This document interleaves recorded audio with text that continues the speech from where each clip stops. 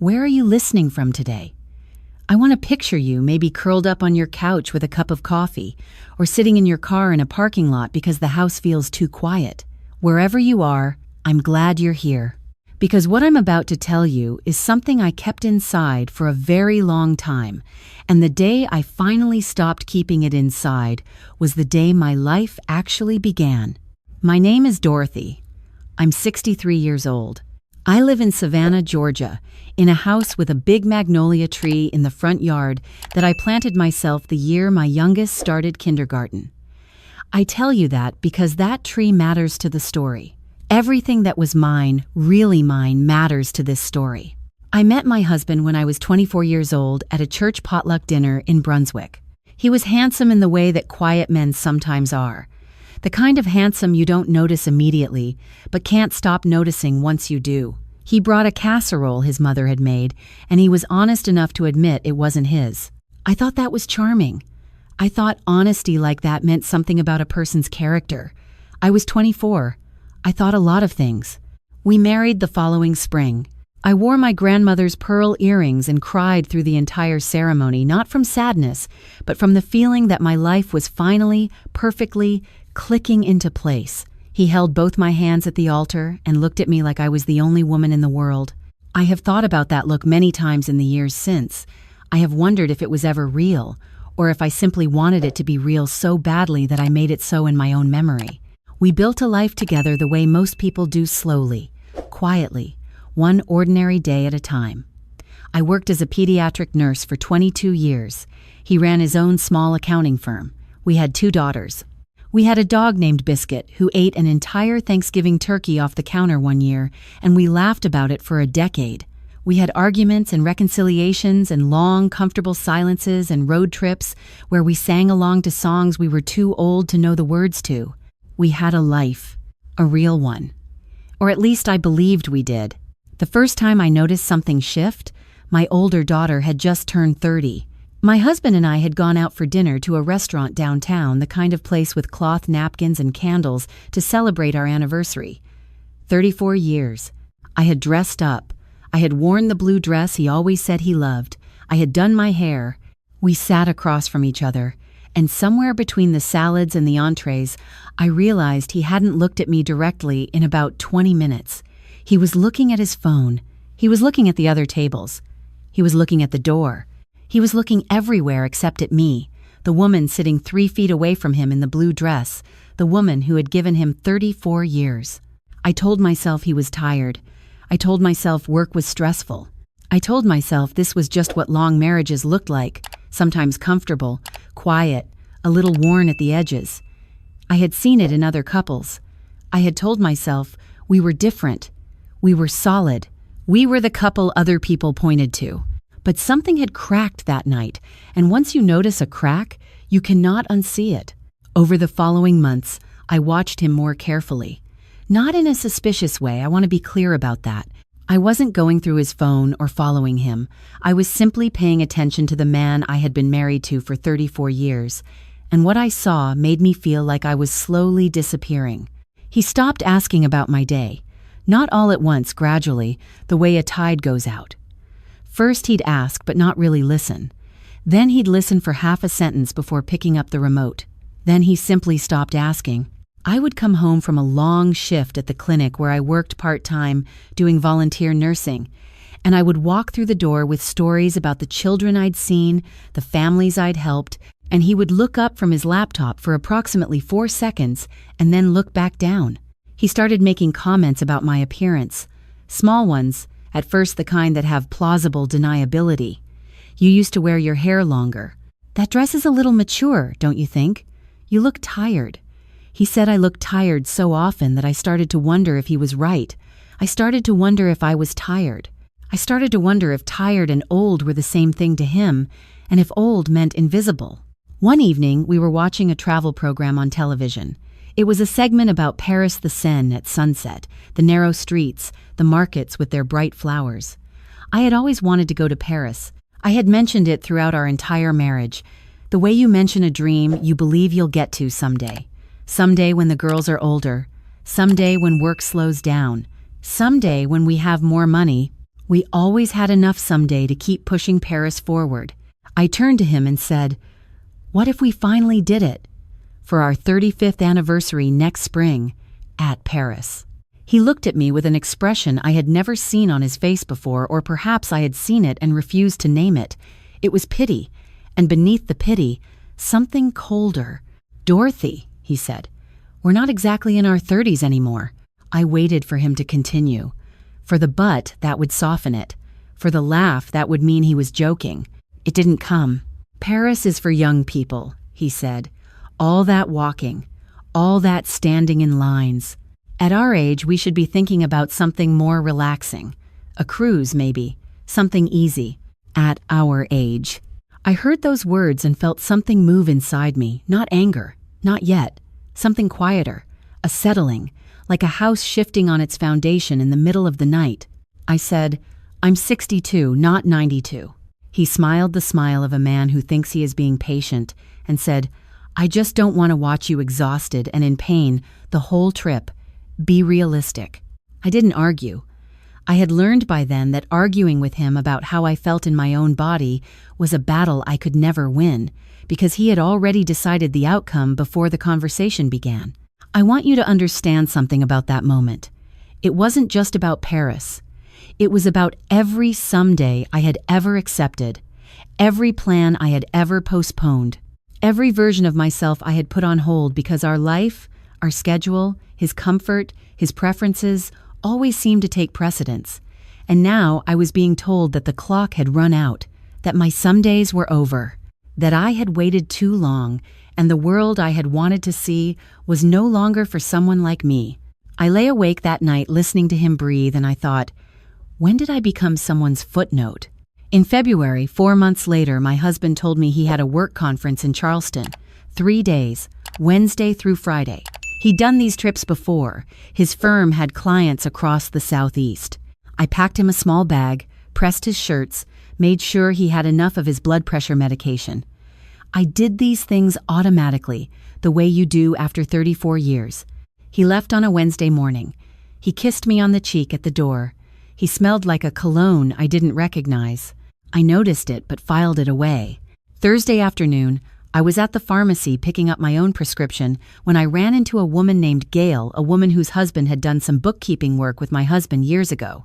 She was warm, a little scatterbrained, the kind of woman who talks freely because she assumes everyone already knows what she knows. "Oh, Dorothy," she said, touching my arm. "Is Gerald feeling better? Tom said he saw him at the airport Tuesday, said he looked a little pale. Long flight to Paris, I suppose." The world did not tilt. It stopped. "Paris," I repeated. "Oh, don't worry. I'm sure he's fine. Those long flights at our age." She stopped. Something in my face must have changed. "Dorothy, are you all right?" I told her I was fine. I told her I had just remembered I had something on the stove. I walked to my car and I sat in the driver's seat for a very long time. Paris. He had taken himself to Paris. The trip I had dreamed of for our entire marriage. The trip he had told me was for young people. The trip he had told me was too much walking, too much standing, too much for a woman my age. He was in Paris. I drove home slowly. I walked into the house. I stood in the kitchen and I looked at the magnolia tree through the window and I breathed. I am not going to tell you I didn't cry. I did. I sat at the kitchen table and I cried for about an hour, not because I was weak, but because grief deserves its time. I was grieving a marriage I had spent 34 years inside of. I was grieving the woman who had pressed his shirts that morning and made sure he had his medication. I was grieving every Paris I had ever sacrificed. And then I stopped. I want to be very precise about what happened after the crying stopped. It wasn't rage exactly. It was clarity. The kind of clarity that comes when every small doubt you've ever pushed aside suddenly lines up in a row and says, "You knew. You always knew. You just weren't ready to know you knew." I went to my computer. Our finances had always been joint, 34 years of joint everything. I had full access to every account because I had always been the one to actually manage them. He made the money. I made it work. I knew every account number, every routing number, every password. I had set up the online banking myself in 2004. I looked at the credit card statement first. There it was, Air France, round trip, business class. Hotel in the 7th arrondissement, 4 nights, not 3. A restaurant I didn't recognize. A jewelry store. A jewelry store. I sat with that for a moment. Then I kept moving.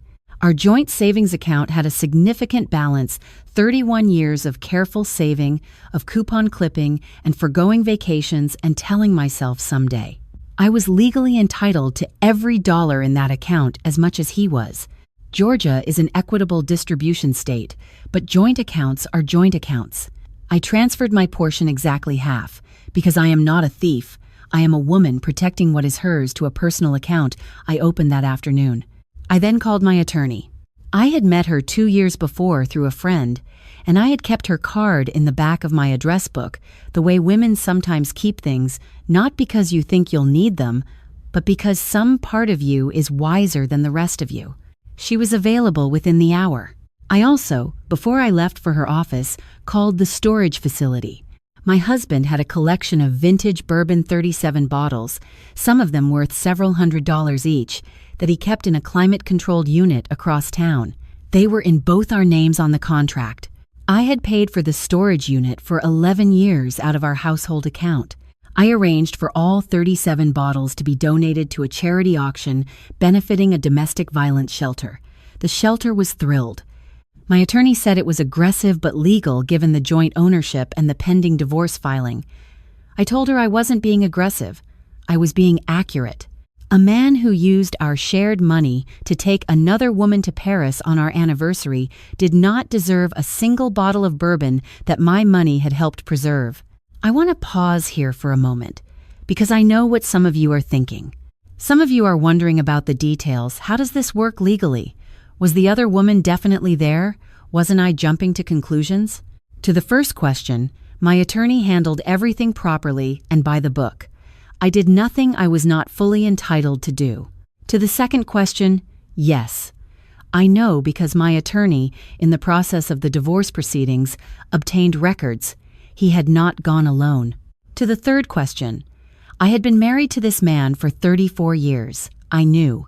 The cologne I didn't recognize, the conference that was not a conference, the jewelry store charge, the way he had slowly, methodically made me feel old and diminished and impractical. People do not do that to someone they love. They do it to someone they are trying to leave but are too cowardly to leave honestly. I was not jumping to conclusions. I was finally landing on the one I had been circling for years. When my husband came home on Friday evening a day late because his conference had extended, he walked through the front door and set his suitcase down in the hallway and called out my name. His voice was easy, relaxed, the voice of a man who does not expect anything to have changed. I was sitting at the kitchen table. I had made myself a cup of tea. I had not made him anything. He came into the kitchen and he looked at me and he said, "Good trip. The clients are happy." He opened the refrigerator. He was looking for something to eat. I said, "How was Paris?" He closed the refrigerator. He turned around slowly, and I watched his face go through several calculations. I had seen that face before, the face of a man deciding which version of a lie will hold. "Dorothy, my attorney filed the papers this morning," I said. "You'll be served Monday. I've already moved my half of the savings. The storage unit has been emptied. The charity auction is next weekend, by the way, so if you want to attend and bid on your own bourbon, you're welcome to." He stared at me. I picked up my tea. "The house is in my name," I continued. "You'll recall we refinanced in 2019 and your name came off the mortgage at your request because of the business loan you were taking. That decision is looking fairly significant right now." He sat down. He looked, I will tell you honestly, like a man who had stepped off a curb he didn't see. "Dorothy, listen to me." "I have listened to you," I said, "for 34 years. I listened when you told me Paris was for young people. I listened when you told me I looked tired. I listened when you said we should think about something more relaxing, something easy, something appropriate for our age. I set down my cup. You went to Paris, Gerald. You went without me, and you came home and you were going to tell me it was a work trip. It's not what you..." "I don't need you to explain it," I said. "I genuinely don't. Because here is what I've realized. The problem was never Paris. The problem was never my age. The problem was that you stopped seeing me a long time ago, and instead of telling me the truth, you made me feel like the reason was something wrong with me, and I almost believed you." He was quiet. "I want you to take what you need for the next few weeks," I said. "My daughter is coming this weekend, and I'd like you to not be here." He left that night. He went to a hotel. I know because my younger daughter told me she'd spoken to him, and she was upset with me at first, the way children sometimes are when they don't have all the information, and love is complicated. But that's a different story, and it had a better ending. I want to tell you about the morning after he left. I woke up at 6 o'clock, which is when I always wake up. The house was quiet in a way it had not been quiet for years, not the silence of avoidance, not the silence of a marriage gone cold, but clean silence, morning silence, the kind that belongs to you. I made coffee. I stood at the kitchen window and looked at the magnolia tree. It was blooming great white blossoms against the February cold, which sounds impossible, but magnolias in Georgia do remarkable things. I had planted that tree myself.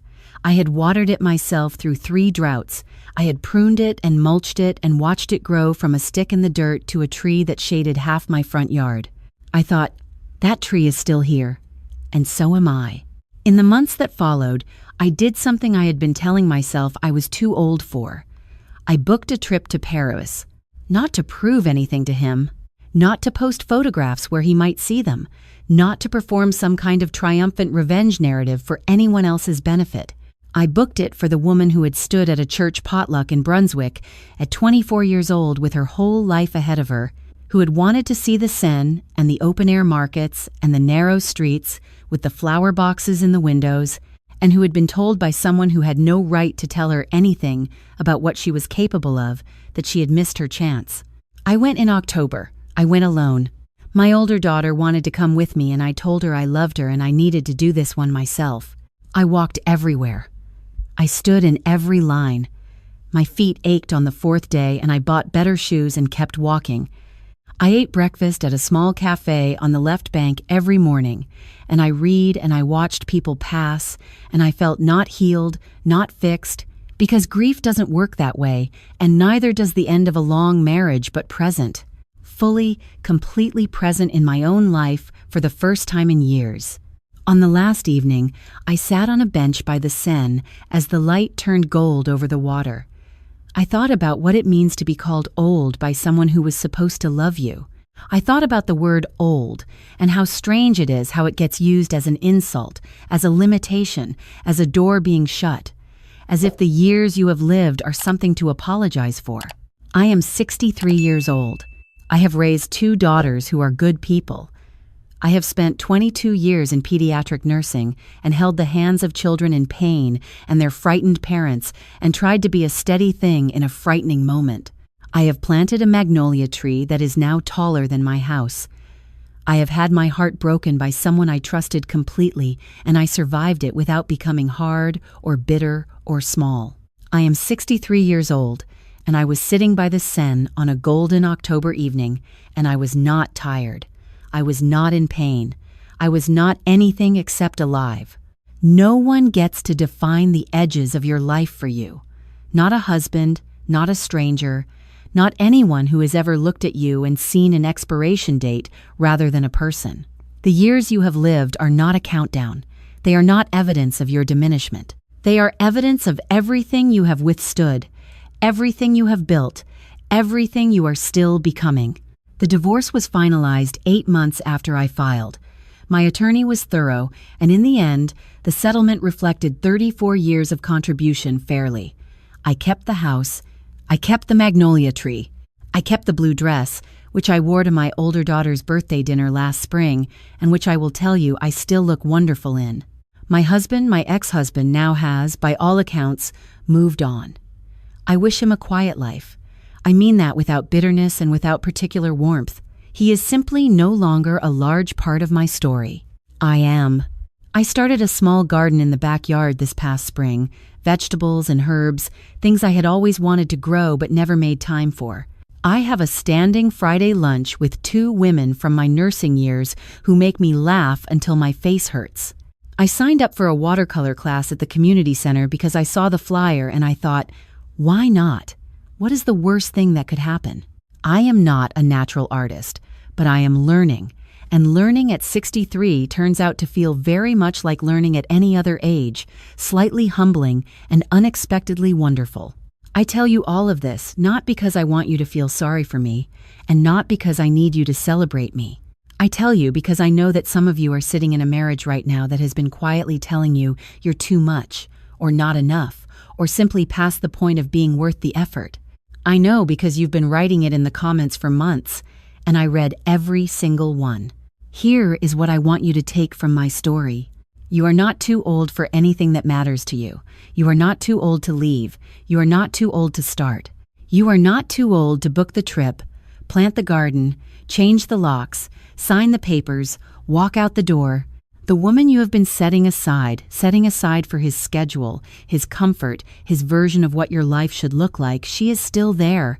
She has been waiting with considerable patience. She would very much like her turn now. I drove home from Paris on a Tuesday morning, and the magnolia tree was there in the front yard, dropping white blossoms on the grass. I sat in the car for a moment and looked at it. 31 years old, that tree, growing quietly in the same soil, season after season, putting out blossoms every February without being asked, without being told it was allowed to, without anybody's permission. I am not so different from that tree. Neither are you. Thank you for being here today. Wherever you're listening from, Georgia, or London, or Brisbane, or South Africa, or sitting in a car in a parking lot somewhere because the house is too quiet, thank you. You are not alone. And you are not done. If this story meant something to you, please leave a comment and tell me where you're listening from.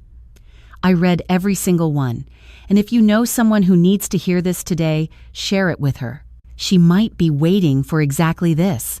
I'll be here next time with another story. Until then, take care of yourself. You're worth it.